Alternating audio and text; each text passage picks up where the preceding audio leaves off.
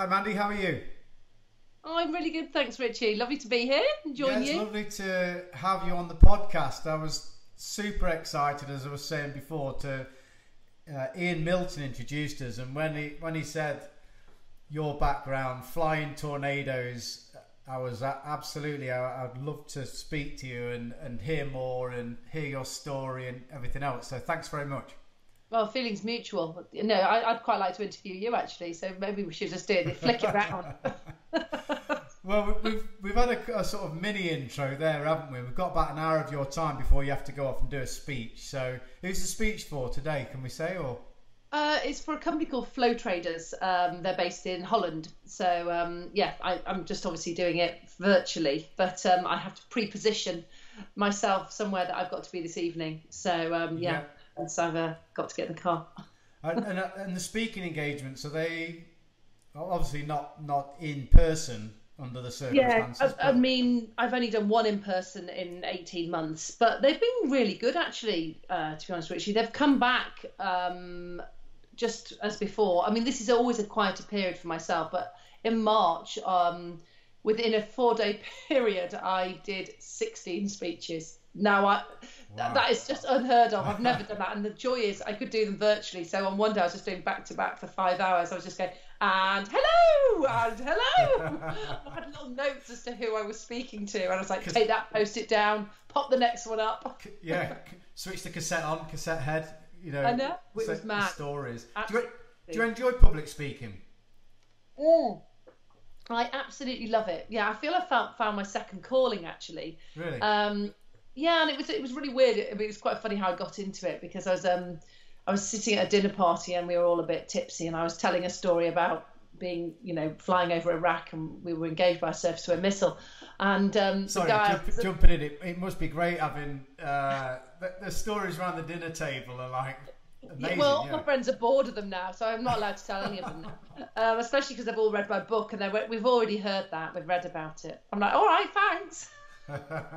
But no, I was telling this story, and this guy said, "Have you ever thought about public speaking?" And I said, "What do you mean?"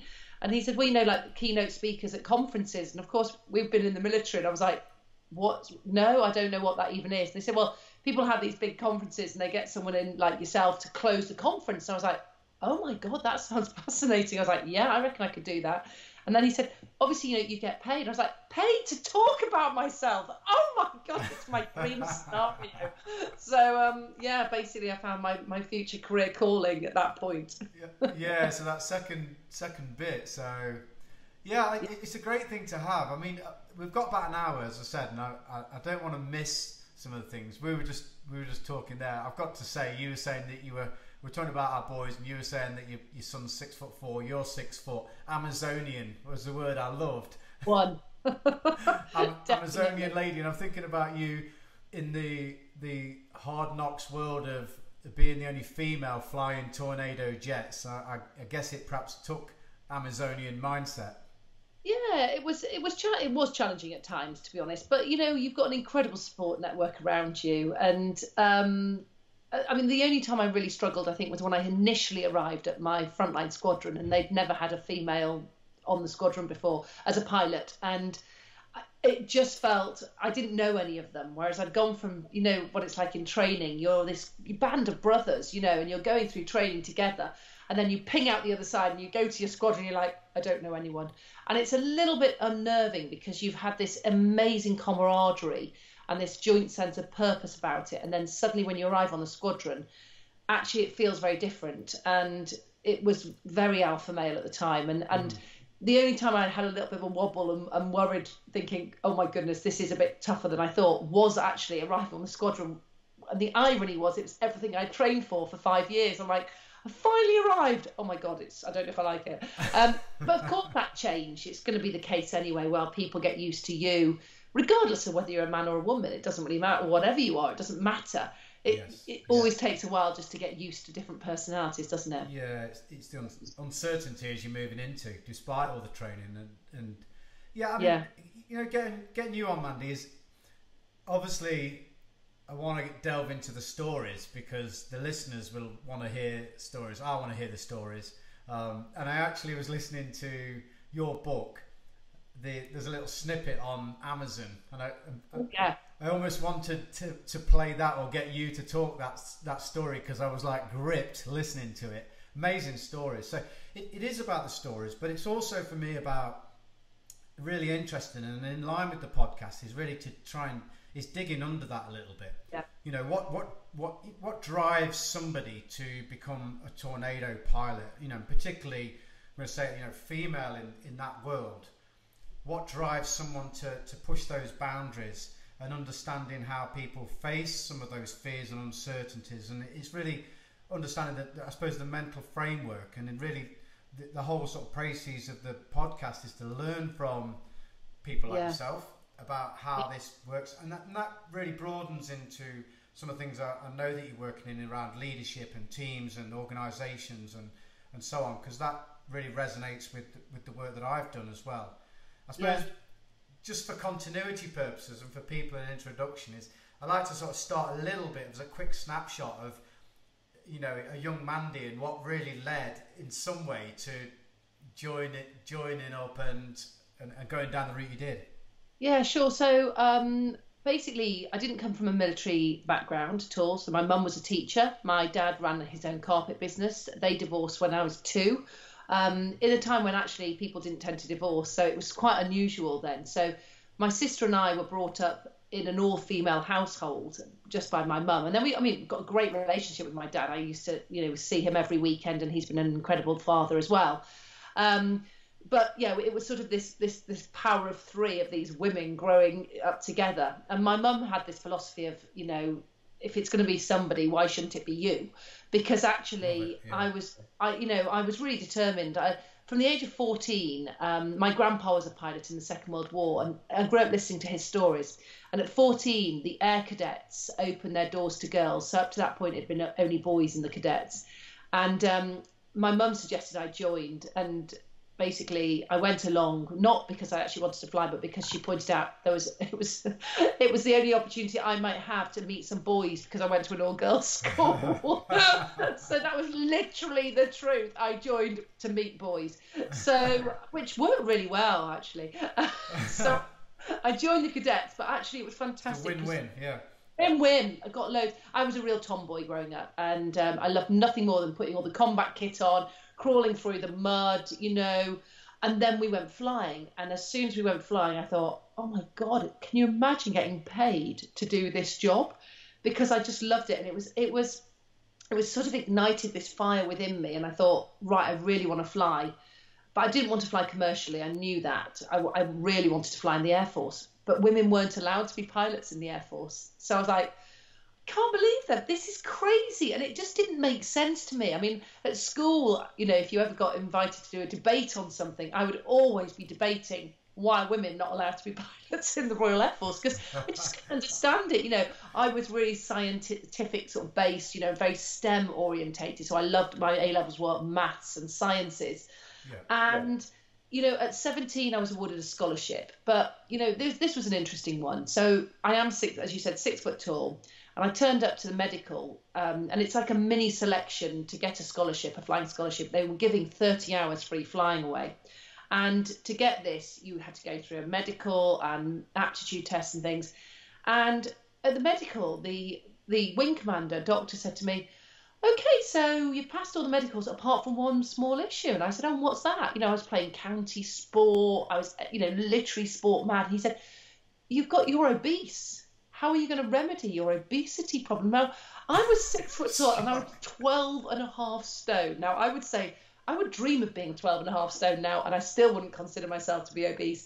So it's like, what? I mean, I was really sporty. Like, just, there was nothing on me. I was just muscle, you know. Yeah. And he said, basically, well, our height charts only go up to 5'8", so we think that you should be 9 3/4 stone. Jesus. I was like, what? And so basically, I went on the world's biggest. Sucking in that. Yeah. I know, it was crazy. And what was really annoying, this was in the November, I remember it really clearly. I just went on a diet of broccoli and chicken, went to the gym before school, then I went to school all day, went to the gym after school, and I tried to make sure I burnt more calories than I consumed. You know, literally I did, because I was only eating broccoli and chicken in the evenings, and that was it. and I lost 2 3/4 stone. Oh And my God. I mean, I'm so thin. It was really unhealthy. And I just think none of us challenged it. None of us said, maybe your height charts are wrong. And I went to my personal GP and I walked past her in the corridor and she was like, oh my God, what's happened to you? Are you anorexic or something? Yeah, she said, geez, what's happened? You're not looking healthy. And I said, I was told by the Air Force I had to be 9 3/4 stone. So I've been on a really big diet for the last 4 months. And she was like, that is bloody ridiculous. And she got out more recent charts. They're like, you should be between 12 and 13 stone. And I was like, what? So I was furious. But again, that just shows you the mindset I was in. I was told to do something. Yeah. You have to be this way. It wasn't a time where we went, maybe the Air Force is wrong. Maybe we should challenge. We didn't. We just went, that's fine. They told me that's what I've got to do. But it just sort of gives you a sort of an indication, really. At 17, I was focused. But considering women weren't still allowed to be pilots, Yeah. I'm still following a dream which sort of doesn't really exist, bizarrely. But yeah, I went off to uni in Birmingham, and I was at Birmingham Uni. I was in my second year at uni, and they changed the rules, and it was literally, the timing was perfect. I joined the University Air Squadron, and I was flying on that. I gained around 160 hours. And when I was flying on the squadron, so second year, the boss walked in and goes, girls, you're never going to guess what's happened. We were like, what? And he went, they've opened the doors to become women becoming fast jet pilots. We were like, oh my God. oh my God. What was the feeling? I mean, even saying it now, I've got literally, you can see, well, you can't see because you're not, but I've got goosebumps all over me, because that's exactly the reaction I got. It was this, oh my God, like the doors are open. The dream can now be realised. And myself and a colleague, a really good friend of mine, who's still a really good friend, called Ness, we both applied immediately, and we both went through selection together. And after the 3 days of all the testing, and I found out I failed all the aptitude tests. Oh. I mean, to say devastated, she passed as well. And she was really nice. She was going, I'm really sorry. And I was like, oh God, I'm sobbing. She was like, I'm really sorry. I was like, don't apologise. I mean, already there's so many things in what you've said, because I've made a note of in preparation to talking to you, and I know that you'd said about failure of the test. Yeah. That bloody mindedness, or however you want to describe it, or just sheer utter determination in terms of goals, it obviously wasn't going to put you off. And at that point. Well, and that's it really. So when I failed it the first time, I got back to the squadron and I sort of said to my boss, I failed the tests, and and he was like, what? At this point, I was like one of the better pilots on the squadron. I was flying loads. I was representing them in national aerobatics competitions, which I was winning. I was proving myself to be a capable pilot, and I couldn't pass these tests.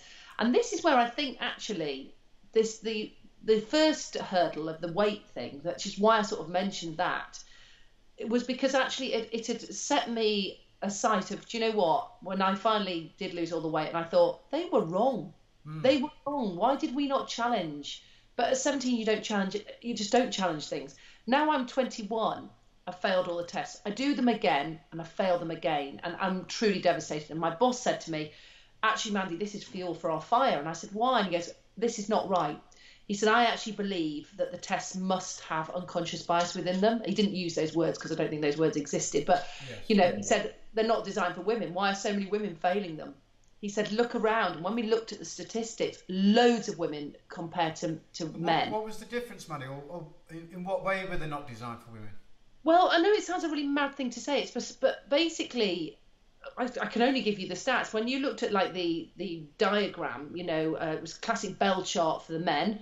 Not many failed, not many passed to a really high level, but the majority passed at a decentish level. Yeah. For women, bizarrely, majority failed, but the ones that passed at a really high standard, but very, very few of them. So only about 30% were passing the tests, compared to 70% of men that were passing them. And it just started to dawn on them that maybe these tests were designed, they were pretty archaic, designed from a long time ago, probably by men, for men, because there were only male pilots. And so now you've got women. What sort of tests were they, though, Mandy? What, as an example, what? Well, there's a lot of cognitive testing. I mean, there's obviously a lot of things like memory tests, but there's a lot of hand-to-eye coordination ones, I don't know, a little dot trying to get out of a box where you're constant, and then once you've nailed it and you're keeping it in the box, even though it's moving off, they then change the direction. How quickly do you work out that what your input is actually making the situation worse, and you've got to reverse all of your learning? Yes. So how quickly can you adapt to change? Yeah, I mean, it's 4 hours worth of testing, and to be honest, and it was a long time ago, it's nearly 30 years ago, so I can't quite remember, but in the end, they offered me a commission to become an air traffic controller, and I was thinking, I have no desire to do that job, like none. I'm going to become a pilot. And then my boss said, he said, but Mandy, you've got to get a foot in the door. And it was a really great life lesson, you know, about sort of barriers and challenges. Once you've got a foot in the door, now you can make a case. If you just say, no, I don't want to do it, well, then I had no case. I had nowhere to go. Yeah. And meanwhile, he escalated it through the ranks. He got, you know, air vice marshals involved, higher ranking officers to really look at the case. And people who I had met as well at this point. And they were all impressed. I'm not blowing my own trumpet, but they all knew me. I was a tall bird, you know, and they all knew me. Winning these acrobatic displays and flying and everything, impressive. Yeah, exactly. Yeah. So, you know, I was sort of getting a name for myself a little bit, and so I joined the RAF as an air traffic controller. It was like jumping off. I remember being sworn in at RAF Cranwell and holding my hand up to swear in to basically serve Queen and Country for the next 12 years. I was on a short service commission at the time, and I thought, oh my God, I'm signing up to be an air traffic controller. But in the back of my mind, I was thinking, yeah, but I will get my branch change. I will get my... And I knew I would. There was never a doubt in my mind. There was only that slight wobble when I was literally swearing the oath, and I thought, gosh, this is a long time to do a job you don't want to do. Yeah. But the back of my mind, whenever anyone said, what branch are you? I would say, well, I'm air traffic, but I will become a pilot. I'm just waiting to hear. And I wrote loads of letters to them and said, you know, so have you the foot in the door was that was the change of the lesson, the foot in the door. But what gave you that certainty at the time that you were going to change, you think? And this is the thing, I don't know. I mean, naivety. I think, was I foolish? But it was absolute visualization. And it's funny because I was doing a speech and this guy came up to me and he said, Mandy, you know, you talk about the fact that you did believe that you'd become a pilot, and I bet he said, I bet most of the audience think, yeah, of course you did. You know, with rose-coloured spectacles, of course you could sell motivational stories. Speaking, visualize the goal, see the goal. Yeah. But I've got a video of you being interviewed at 20. Now, there was a guy called Gaz Top Non-Stop, and he had this show, and he went Top Non-Stop. He basically, brilliant. I was interviewed at RAF Cosford at an air show, and I was picked by my boss to be the figure of the University Air Squadrons, you know, and he came up and he's interviewing me. He sent me the recording, and I now use it in my speeches. And it's basically this guy interviews me, and firstly he sort of says, gosh, you're not macho or anything. Why have you chosen a job like this? He said, you know, oh God, you know, I'm thinking, when you look back, the language was, you know, not particularly politically correct, but he said, and what are you doing? I said, I'm going to become a pilot. I mean, I just failed all the tests, and there I was on TV going, I'm about to become a pilot. Yes, I'm going to Cranwell. And he's saying, what skills do you need? I'm going, determination, you know, you've got to be very competitive, maybe a little aggressive, you know. Like, I love that.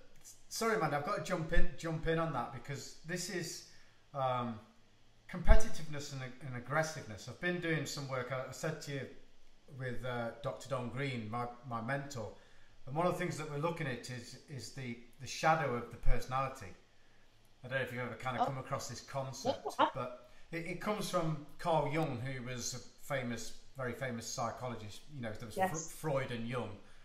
And one of Jung's things was around the shadow part of the personality, and we all have a shadow, and often it's this sort of repressed part, but without getting too much into depth in that, is really to be able to embrace those almost darker parts that we sometimes repress in ourselves, and very often, which can cause resentment, but very often it's around often it's those sort of darker traits, almost like, or seen as darker traits of like aggressiveness and competitiveness.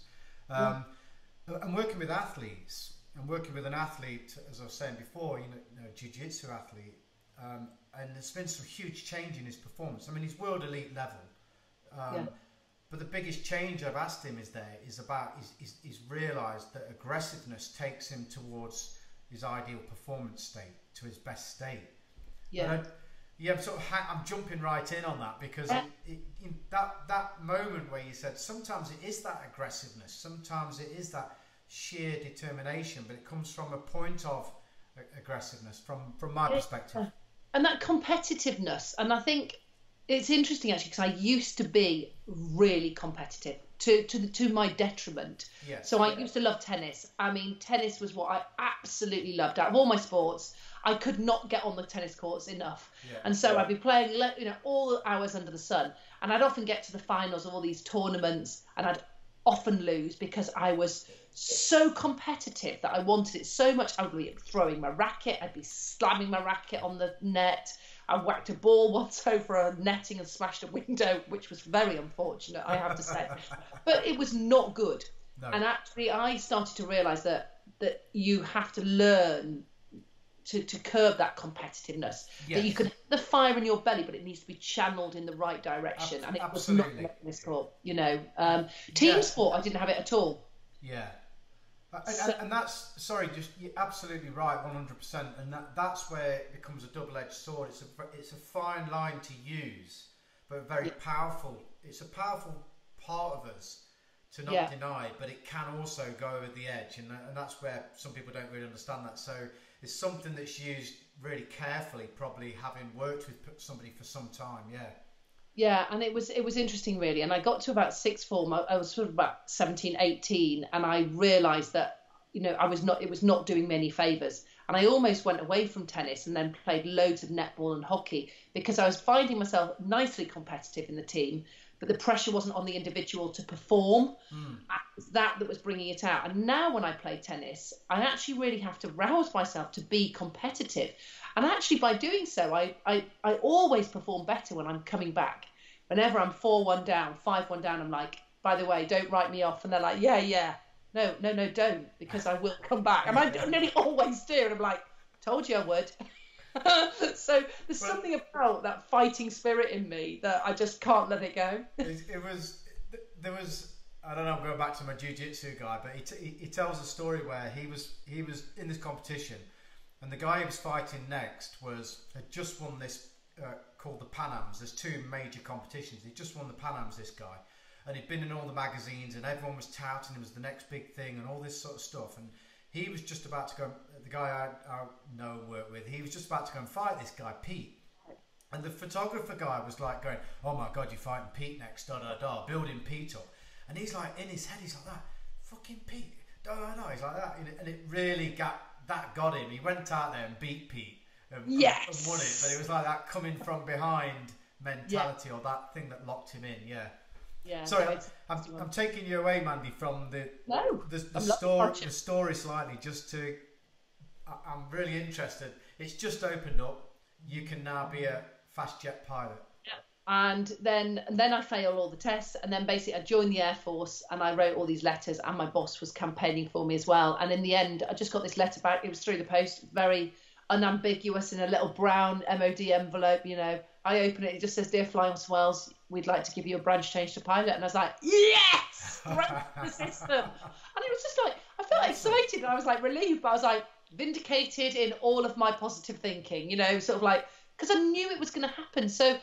It was really amazing when I was writing this book and I was working with this guy to write it. And, when he said, God, talk me through that emotion that you felt. And I was like, I've just felt relieved because it was almost like I proved my point. I always said I was going to make it. I always said I was going to get this, and now I have.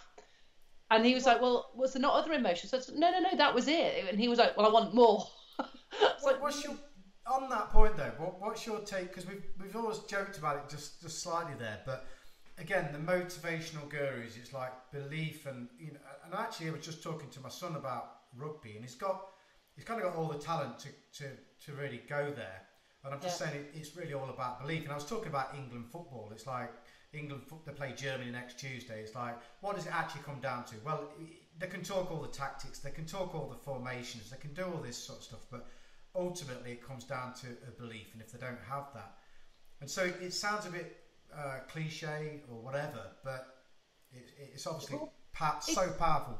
It is really powerful, and I always use visualization as a really powerful tool, and I don't mean that flippantly either. I mean, I've used it in my speaking career as well, this second career I've had, and people say, you know, are you nervous? And I was like, well, I used to be really nervous, and I'd go into the toilets, and it was always in the toilets because it was the only place I could shut the door, because you're obviously sort of often being hosted and you're about to go on the stage, and I was like, I just need my moment to do my visualization. I'd go into the toilet, shut the door, and I'd run through the opening bit of my speech, and I would visualize people laughing, and then at the end I'd often visualize a standing ovation and people like clapping and just going, oh my gosh. And I nearly always got that, and I was like, it's just that whole, as I open the toilet door tonight, Matthew, I will be a very witty, funny and personable speaker, you know, sort of feel. How did you come across that visualization? Was that just something that came naturally then?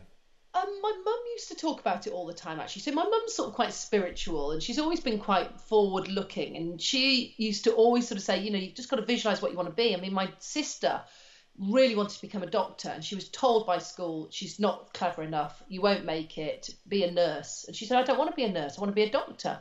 They said, well, you won't get the grades. And she went, just give me the predicted grades and I promise you I'll get them. And they said, no, we won't. And she said, I'm going to prove to you I will. And she started working, and I'll never forget, just after Christmas, she started working for her A-levels. Now, I was 2 years younger doing my GCSE. Sounds like a family trait coming out here, by the way. I'll tell you about it. So she's now literally finishes school, quick, you know, bite to eat, up in her bedroom, 4 or 5 hours every single night from the beginning of January all the way through. Now, no one did that. And I got so guilted basically by the fact that my poor sister was upstairs working so hard. It got to about February, I went, I'll do some work with you. And so I would sit and do my GCSEs, and then we'd both stop at 9:30 and do a massage for each other. We did it every night. And basically I got the most amazing GCSEs results ever, because I was working with my sister, because I felt so guilty that she was working by herself. And guess what? She got the grade. She's now medical director of a hospice. She is a phenomenal woman, and she really has, you know, put that time in. She has been someone that will not take no for an answer as well. Well, it's amazing. I mean, God, there's so many things there. I mean, one is what's bounded around in my head is like, where does that come from? And now about your parents. And obviously, yes, like you said, they divorced. but then also that ability to visualize, I don't want to sort of just move away from that, because I personally, over years, I didn't really ever use visualization in the way that it could be used. Right. But then come on to realize that how powerful it really is. Yeah. And again, working with people to get that right emotional content going on to stage, as you're saying there, or whatever it is, and being able to see ourselves do those things. It's not always easy, and again, it's like a skill that can be built, as far as I can see. Yeah, it is, absolutely. So you're talking about the England football team. Do they see themselves and visualise themselves holding the Euro trophy up? Do they? That is the question, isn't it? Yeah. Is basically, have you got in your sights the thought of you getting up there, taking on the final and holding the trophy up, going, we are the champions of the Euros, you know? Because if you don't, there's a block there in your energy levels that will always be there.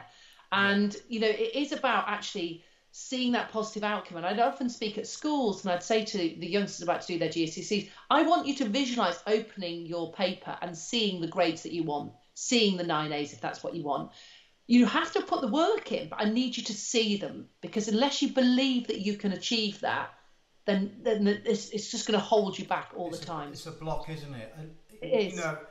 I was working with a Premiership club that recently won a tournament, really large tournament, and prior to that, the sort of embodiment of visualization was very detailed. What is it like to be with your families on the pitch after you've just got the trophy, and you're walking around and you're celebrating and waving to someone in the crowd.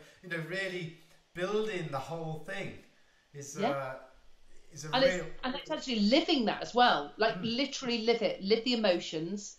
I want you to almost like shut your eyes and just absolutely see yourself doing it. What are you feeling? What's the noise? What's the taste going on in your mouth? is it that metallic taste almost of like adrenaline and sort of, you know, that excitement. You know, it's amazing, isn't it? But if you do that, I just think it's phenomenal as a tool to have. I'm aware that we've got an hour, and I don't want, and I'm just for people listening. Just for people listening, I'm going to get you sat in a tornado in a minute. I'm sure, but you know, because that's the sort of interest, and also that metallic. I can almost like that metallic taste that must have been there getting into a tornado and flying on missions and so on. But yeah, so you've just got that hair standing up moment that you can now go ahead, and you've got that letter that now says that, Mandy. What took place then? Yeah, so that was just unbelievable. So it also meant that I felt I could now fully commit to this career that I'd signed up for, with all this in the back of my mind thinking, yes, I'm sure I'm going to make it, but I just did it in black and white. And now I got it. And it was about a month and a half into my officer training. So now I'm sort of fully immersed in officer training thinking, yeah, this is going to be fantastic.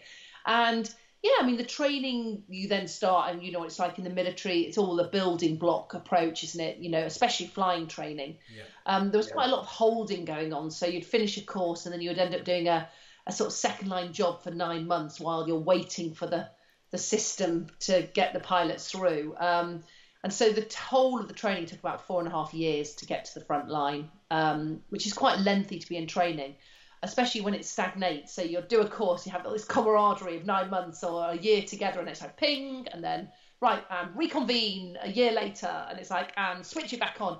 And also what's going on in your brain then, because you're going from being absolutely razor sharp finishing a course to, right, I'm ready for the next course, and then you do nothing for a year. You go and, I don't know, become an ops team member somewhere, or I don't know, work in headquarters, you know, shifting paper around or something like that. And were you losing some of the skills that you'd got on that course, do you think? Yeah, absolutely. Of course you do. And so, and sometimes you're holding for so long, they had to send you back onto the previous aircraft type, like the Tucano, to do a refresher for 10, 15 hours, just to make sure that you were back up to speed to now start the next course. So, it's not the most, but it's still there now. They still have this terrible holding system going on for fast jet training as well. But the pinnacle for myself was reaching the Hawk advanced flying training. That's where I just thought, oh my God, you know, the smell of the avgas, the jet engines, it's the aircraft that we've grown up watching the Red Arrows flying, and it's like, I've arrived. Oh yes. And then to do ground school, and you're like, bloody hell, I just want to get in this aeroplane. And you do your 6 weeks of ground school, and you're the new boys, and you're hearing all of this banter and people getting chopped right at the final stages of fast jet training. And it was really testosterone filled. I mean, it was as alpha male as you're going to get, you know, it's like, but I'm still with my amazing course mates. So I've got my band of brothers around, and I know the people in front of me, and I know the people behind me as they come through. And there's all these, so the banter is just brilliant there. I mean, how did they relate to you? Did it just feel normal? I was just part of the team, really. There was one other girl, Mitch. She was in front of me, on the course in front of me. She went on to fly Harriers, actually, so she was the first single seat fast jet pilot. And yeah, there was a couple of another girl, I think. Oh, actually, no, she went out, Judith went out to America and did her flying training out in America. Yeah. So there were a couple of us around, and we were sort of this second tranche. So they've had Jo Salter, who was the first female fast jet pilot that got all the media attention, and she went through, and then we were almost like 3 years later by the time we get through. Actually the whole sort of, I don't know, the newness of it, the excitement of women had sort of died down a bit. And also, thank goodness for us, but some of the anger, because some of the guys at fast jet training on the advanced flying training had been, as instructors, there were 2 women that were not making the grade, and they were being forced to give them more and more hours to basically politically, for the political statement, to pass the course. Yeah. And all these guys were going, hold on a minute, this is not fair. We're not getting the hours, we're getting chopped, but they're getting the hours just because they're women. And so became a lot of animosity. And I always say, you've got to be very, very careful of quotas, you know, when you're filling quotas and you're filling slots like that. And in the end, it was the 2 girls that said, stop, we're not good enough. They went to fly helicopters and multi-engine aircraft, but it was up to them. They were the ones that said, I'm not going to be your political pawn any longer. But Jo went off and she made it. But there was therefore this horrible sense of animosity towards women as a whole coming through, because they had been forced past them and forced to give them more and more hours. And thank goodness we came 3 years later, because a classic tour length is 3 years. And so a lot of those instructors had just changed over. So we had a newer batch of instructors that weren't harbouring that same vindictiveness towards women. So I didn't see any problems at all. I was just one of the team, completely and utterly. I was just Mandy as far as they were concerned. What, I suppose, on a general sense, what was life like? Were you just loving doing the training and being part of? Yeah, absolutely. Well, you know what it's like. I mean, it's great fun. The camaraderie is fantastic. I mean, it was interesting because by then I was with my now husband, and he was based down in Winchester. Now Winchester's quite a long way from Anglesey, and so come the weekends, trying to get out of there at 5 o'clock on a Friday and driving for 6-7 hours to get down to the south coast, that was tedious. So yeah, that wasn't ideal. I can remember long days of driving up and down from Nottingham to Plymouth when I was in 4-2 Commando, and then pull up and down. It was you can't really, people, and that horrible sensation on a Sunday when you wake up and go, I've got to go back. Oh no, yeah. What do you think? It's more the drive. Oh, absolutely. Sometimes I get just outside of Nottingham and I'd have probably quite a bit of a party weekend, and I get half an hour down the road and I think, ooh, feeling a bit tired, and I've got another 4 hours to go. Oh, don't God! I mean, it was just. I mean, that was almost like one of the stories of the life of being in the military, especially at that stage where I was up in Lossiemouth, and bizarrely, when I got to Lossie, on the Tornado operational conversion unit, people go, "Oh my God, that's gonna be a nightmare." But that was a dream, because the only way I could get down south was to fly, which meant I skedaddled along to Aberdeen, leapt on a flight, got to know all the pilots and the crew. They were like, "Oh, here she comes, cutting it fine." So I'm running out to the aircraft, and my boyfriend would pick me up from Heathrow. So I was like, I could have a couple of gin and tonics. It was British Airways. It was all paid for. I was like, happy days. So that felt very different compared to the hauling down to drive somewhere. And your husband was a fast jet pilot as well. Well, he was in the Navy, and he started off as helicopters, then he transferred across to fixed wing, and then I met him, actually, he was one of the instructors when I first joined, never my instructor, it wasn't a Top Gun scenario, but he was one of the instructors as I was going through flying training, and we hooked up after that, actually, and then he ended up flying fixed wing different types, like the Royal on Heron flight, and then he got qualified on the Hawk as well, and then he left in 2000 and joined the airlines as an airline pilot. So, yeah. So going from the Hawk, and I'm thinking, I never had an experience in my military career of getting in a fast jet at all, because I was... I was a bit gutted with it, really, because we used to do the FAC course, Forward Air Control course, and I was due to be on it on the Monday or something, and then it got cancelled, so I never got to do it. And on the FAC course, they'd always take the lads up, which, the funny story, one of the lads who was about 6'3", Geordie, SBS lad, and he was just like, came out green from this flight. Sick bag in hand, throwing up, and was heard, "Never again, man." He's never again.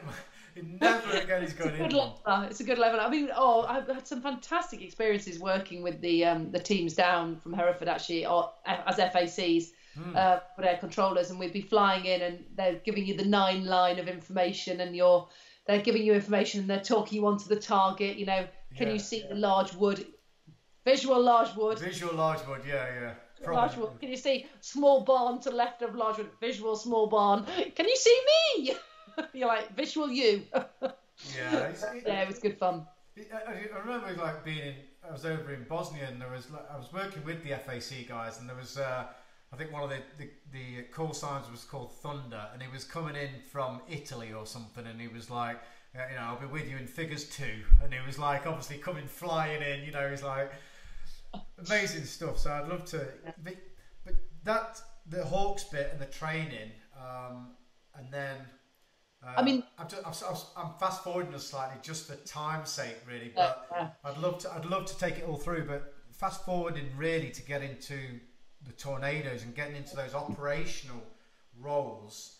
Because I'd love to know about the pressure in that. I'd love to know how you handled all that Yeah, aspect? I think it's an interesting one, really. So I think the biggest stressor actually for flying, bizarrely, is flying the Hawk. So when they're doing advanced flying training, if you think about it, the Hawk at the time it's the T Mark 1, so it's the basic Hawk. At the moment, they've got a more advanced one, but there was no moving map. There's no head-up display. There's no GPS even. There's no one saying turn left at the next roundabout. You're basically a stopwatch, a paper map, and a compass. And you're hitting targets within 5 seconds. You've got a wingman. You've got an enemy that's airborne trying to shoot you down. You're trying to avoid simulated surface-to-air missiles. You might be going via a range to drop some practice bombs. And it's the most brain-scrambling activity you're going to ever do flying-wise. Then when you graduate that, and they build it up and build it up and build it up, and I nearly failed. I mean, I was 3 trips from the end, and I very nearly failed. It was my course mates that got me through by basically taking me out on our bikes and practicing doing what's called battle turns, pretending to be aeroplanes. And suddenly I was like, oh my God, that's easy. And I've been so stuck in a rut and looking at the minutiae and the detail that I couldn't see the bigger picture. What, and they actually took you out and you physically went through it on bikes and talked through it? Physically cycling along with them going 30 starboard, go! And we would do the manoeuvre and, or 60 port, rotate. And basically you have to cross over at a perpendicular angle. You can't just turn left, for example, because you're now 2 individuals. So when you're trying to stay as a pair at all times, you've got to coordinate all your turns. Yes. So like you're coming up to a turn and you both pull up, you cross at a perpendicular angle, and when you roll out, you're in perfect formation. And that's why I was failing.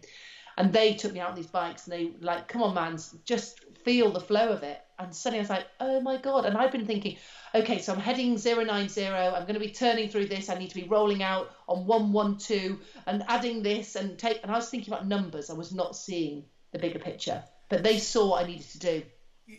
I mean, God, that fits with I'm just thinking on the psychology perspective, just, you said feel the flow. And I talk about flow states and performance a lot. Oh, absolutely.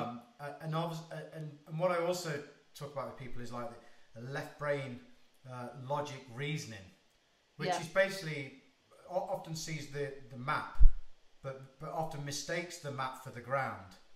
And really, so like you're saying, getting caught up in that cognitive thinking, trying to work things out, and I think that's what we do in so many things. And then feeling the flow, being with the sensation, and then allowing that more expansive part of ourselves is a huge game changer. So was that what you saw in that? Yeah. I mean, I flew the trip the next day and I passed it, and my instructor said, what the hell was that? That was a completely different performance. I was about to chop you. And I told him what the guys had done. And of course, you're in competition to some degree as well. And so actually, he said, bloody hell, that is a phenomenal story. It's not just funny. You're in competition. And that's really unselfish of them to get you through like that. And I was like, oh my God. And it was a real humbling moment as well on that whole team ethos of really, it puts everything that's the military is all about, is that camaraderie, unselfish behaviour, going the extra mile. None of my mates would have dreamed about not doing it. Do you know what I mean? Because they might have gained a space or something like that. It was the whole case of, we will do what it takes to get us through, as a course. And that was really powerful. And not just talking it, actually doing it. Physically doing it. And I use it a lot in my speech, actually. And in fact, it's one of the stories that often gets quoted back to me, because I talk a lot about cognitive diversity. And I've read a few books around this. There's some fantastic stuff out there. And one I really liked is Matthew Said's book, actually, Rebel Ideas. And he says, so often in businesses, we surround ourselves with people that are like us and therefore think the same way. And it's about actually not just having cultural or gender diversity, but cognitive diversity. And actually, that's what we had there. Because when I looked at the course I was on, yes, we were all graduates, but there was one guy that wasn't a graduate, actually, but we were from very, very different backgrounds. We had some Oxford, Cambridge graduates who are now going to become chief of the air staff and go all the way. But then you had other guys that, like myself, grew up in Manchester, single parent family, very different upbringing. And we did have cognitive diversity within that team, which is fantastic to see things differently. But so when we got so the reason I was going back to that bit was because when we got to fly Tornado, suddenly I've got a bloke, it is a bloke, generally. I had a bloke in the back who's the navigator, and you're a team. And it's like, hold on a minute, we're not trying to chop you anymore. We're not trying to check, have you got the capacity? Have you got the cognitive ability? We're now saying, you've made it to fly fast jets. Now, suddenly you've got to learn how to fly this aeroplane that you will be going to war in. And it's not that we're using it as a tool to test you anymore. We need to check you're good enough to do it. Yes. But suddenly you have a moving map. We have a head-up display. We have tools that help you. It's like, oh my God, I've got a map that tells me where I am on the ground. Not just me randomly going, okay, there's a town over there. Let's look on the map. Where the hell am I? Jesus. I'm like, I know where I am. Exactly. And I've got a nav in the back that's helping me.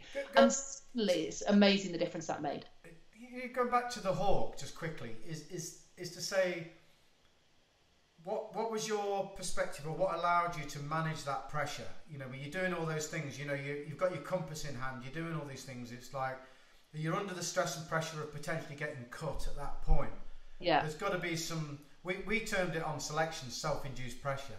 Sit. You know, I talk about the stress bucket. My stress bucket was completely and utterly overflowing. So I wasn't sleeping, wasn't eating very well. And I had like skin rash. I went to the doctor and went, I've got this really weird skin rash all over my body. And they were like, are you stressed? I was like, yes, I am. But you know what? It was not throttling the doctor. I was like, well, initially he said, have you changed your washing powder? And I was like, no. And it was stress, and it was coming out of me in that form. But this was not a time where we talked about mental health. We didn't say, oh, I'm the only woman on the course, and by the way, I'm really stressed. What do? You isolate. And so I was like working my socks off. I was going back to my room most evenings, you know, really swatting up, but often with colleagues as well, you know, so I wasn't just shutting my door. And I realised the importance of, and I'll tell you a lovely little story here was, I've been in training now for 4 years, and I was desperate to have my own space, and I was living with all these guys in this, you know, officer's mess, and I contacted the station commander and I said, sir, as the only woman on the course, I think it'd be really nice for me to be able to get my own place and to be able to rent a place outside of the officer's mess, you know, in Rossniger, you know, or somewhere like that. And, you know, and I think it's really important, you know, for my own mental health. And he just wrote back, no, it's really important that you have camaraderie and you stick with your team. And then, of course, and I was furious. And when I look back, if I hadn't, I wouldn't have passed the course. Right. Because the camaraderie was everything. It's the team that get you through. And actually, although I was cross when I got that letter, it was what saved me, you know, and they did know best, because they know you need the help. So did I handle it well? Probably not really. We still did a lot of sport. I think sport is a massive, massive help for that. So we did a lot of personal training, physical training still. And it was, in those days, it was quite boozy, you know, I hate to say it, but we'd hit the weekends and we would hit them hard, you know. Same for us, We passed selection and got a bollocking off the Sergeant Major straight away that said, it's not a big boys drinking club. And then the next minute we were like drinking for a bit. So, I know. I mean, every initiation, you know, first solo, right, it's a huge round of drinks that are going to basically make you vomit, you know. The next one is going to be doing something else. Oh, it's a round of drinks which will make you vomit. You know, it's always the milk at the end. Every bloody time I could do all the others, I get to the glass of milk, I was like, damn. We didn't do the milk thing. It was just like... Because you're not hard. I'll be very honest with you. It was sucking out the arse of a frog 3 pints of Guinness in the frog inn. But oh dear, no. But that ability to focus at that moment is, I suppose, that ultimately you had to do that, didn't you, under the pressure? But I resonate with everything you say about people getting you through. And I'm thinking, like, originally I was fortunate enough with the RAF to do the Halo course out in California, and which was an amazing course. People listening, high altitude, low opening, free falling, which was amazing. But for the first few jumps, you had these very fine margins of getting the mistakes, and if you didn't get those jumps right, then you couldn't progress. And ultimately you weren't going to pass the course, and there was that pressure start to build, and there was the other lads there, and it was like, get in your own head if you weren't careful. So, you know, I see that as well. It's a very interesting one. I mean, we are now talking as adults, and I say adults because, you know, more mature adults then. When you look back on your 17-year-old self that joined, you know, if you were to say, you know, what was it that got you through the training? You know, what was it that got me through as a 21-year-old through the training? You're not thinking about that at the time. You're just doing intrinsically what feels right. You know, you're just you want to pass. And I didn't want to just pass. I wanted to be at the top of each course so that I could be passing and getting some silverware. You know, I wanted to do, but it didn't feel like I was wanting to do it to compete with my course mates, but I wanted to do as well as I could do for me. Yes. You know, and it was interesting. I nearly always got selected to be the leader of each course, and I just thought it was because I was a woman, and basically just realised I can organise shit, basically. But it was interesting, and so one trophy I always came out with was the leadership award. You know, every single course I did, and it was not the same people picking. You know, it was always randomly selected, but it was always me. I was like, that was like, why is Mandy course leader again? I was like, I don't know, I don't want it. Yeah, I'm just thinking, Mandy, at this minute, because you've got 10 minutes as a hard deadline, which sounds like a sorry. No, that's fine.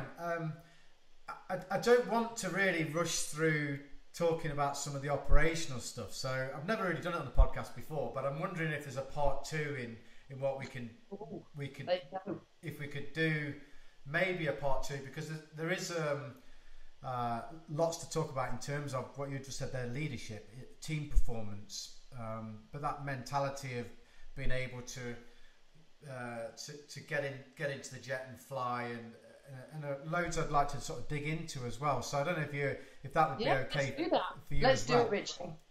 Just as a sort of a tantalizer of that, can you take us into the? I said I'd get you sat in the Tornado, but I was listening to the story of on your audio book, and I should say about your book for people that launched. Was it last year? It launched. Yeah, last June. An Officer, Not a Gentleman. I mean, brilliant. Talk about a good title. That's a mega title. Because I grew up like you with Top Gun, and you'd watch it and you'd like, it was amazing. But yeah, and so I'll read the book in between 1 and 2. But the story of you being sat in the Tornado, getting fired at, surface-to-air missile. Yeah. Can you talk us through just a little bit of that? Yeah. So little taster, start of a 10. Yeah. So it was my last mission out there, actually. I was going home the next day, and we'd been out there for about 3 and a bit months by then. And there'd been quite a lot of activity we would see between Baghdad and Al-Basra on those arterial routes that you're probably very familiar with. Yeah. And we would have maps with surface-to-air missile intelligence, where the surface-to-air missiles were, where the SA-60s, the huge guns that shoot up to about 30,000 feet were. And you'd also see areas where the troops perhaps were more intense, and these would also be areas of threats. And they would all be marked out on the map. And so we'd be given our targets, and a lot of our job at the time was reconnaissance. So we were information gathering. They were about to launch their fibre optics communication system, and that was about to go underground, and they were about to lose a lot of intelligence. So we were trying to sweep up as much information as we could to ensure that we had as much as we could before they went underground, so to speak, with this fibre optics, which, to be honest, we then did go on a mission and bomb the fibre optics headquarters, which ruined that little plan for a while. But basically, I was fairly relaxed. Last trip, going home the next day, swept up my last target, you know, and we were right down on the Saudi Arabia border, and the threat level was really low down there. And suddenly my nav, who had his night vision goggles down, just happened to be looking over his right shoulder, and he saw a surface-to-air missile launch in a heat-seeking mode, so not in radar acquisition mode, which is really unusual that they send it up like that, because we've got an RHWR, which is the radar homing and warning receiver in the cockpit, and it tells you. You get a little, you know, like line telling you who's looking at you and what number it is. So we'd know if an SA-6, a surface-to-air missile number 6, or a 10 or an 8 is looking at us, and we would know how to skirt round it, sort of like avoid them. But we didn't have that on this occasion because it was launched in heat-seeking mode, and that the acquisition head had locked onto my engines. And he literally screamed, you know, well, in a very professional manner and a deep voice, he went, "Brake right," basically. He shouted, "Brake right!" and I just did the manoeuvre like off pat, because again, it was a manoeuvre we'd done so many times in training, but never for real. And as I did the manoeuvre, we chill the engines at the exact moment he then presses the flares to leave, which are the decoy. And they act, as a decoy to that surface-to-air missile. And because the flares are now at a hotter intensity than my engines are, it decoys the surface-to-air missile. And we watched in our rear-view mirrors. We do have wet mirrors, but no fluffy dice, promise. We watched the missile go from being locked on, and it pulled off, and it exploded about 2 miles away. Wow.